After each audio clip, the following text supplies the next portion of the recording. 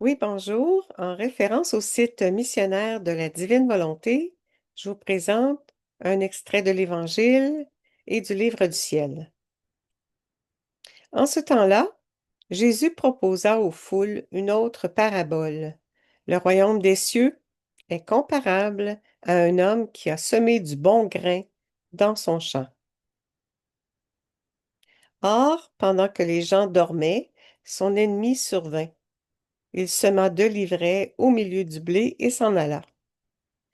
Quand la tige poussa et produisit l'épis, alors l'ivraie apparut aussi. Les serviteurs du maître vinrent lui dire, Seigneur, n'est-ce pas du bon grain que tu as semé dans ton champ? D'où vient donc qu'il y a de l'ivraie? Il leur dit, c'est un ennemi qui a fait cela. Les serviteurs lui disent, veux-tu donc que nous allions l'enlever? Il répond, non.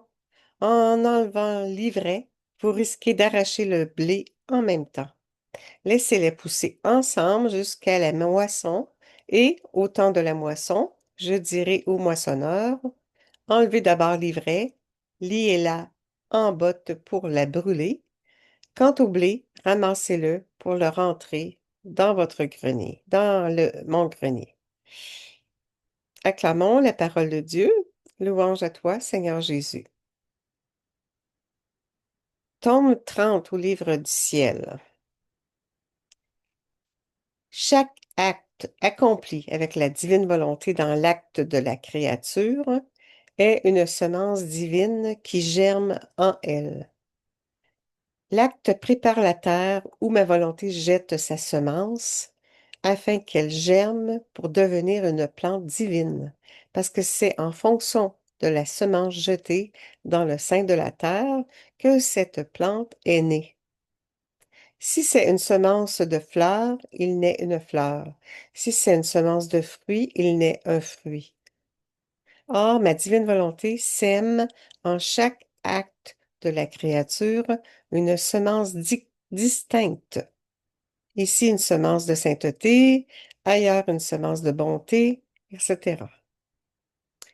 Plus la créature accomplit d'actes dans ma volonté, plus il y a de terre où mon vouloir peut préparer sa semence distincte pour remplir la terre de ses actes humains. C'est pourquoi la créature qui se laisse dominer par ma divine volonté est belle et spéciale. Chacun de ces actes contient une variété de semences divines et une note de son Créateur. Un acte qui dit sainteté, un acte qui dit miséricorde, d'autres qui disent justice, sagesse, beauté, amour.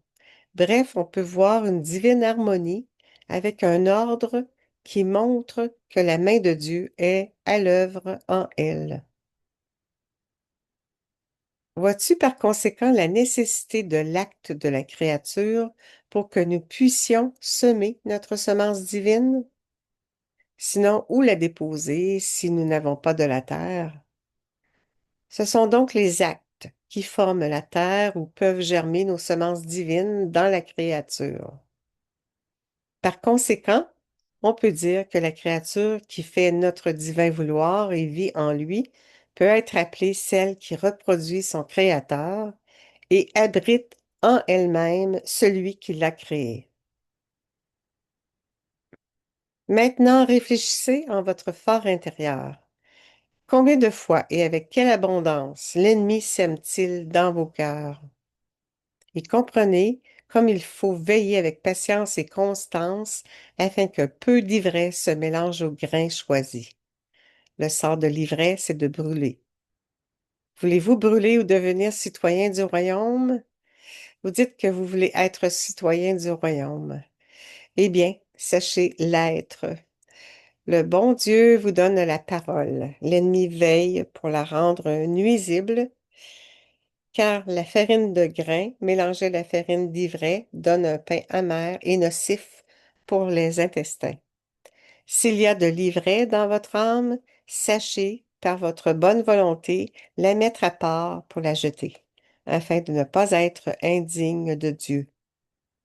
Allez, mes enfants, que la paix soit avec vous. C'est au tome 3, Maria Valtorta.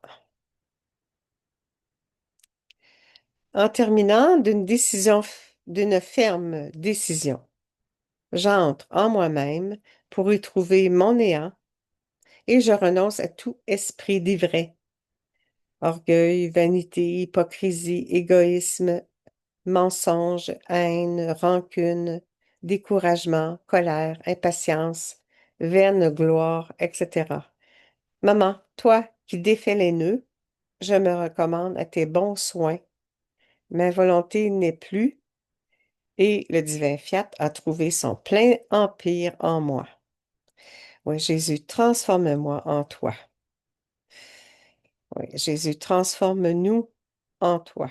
Fiat, maintenant que cela soit. Merci tout le monde. Bonne journée.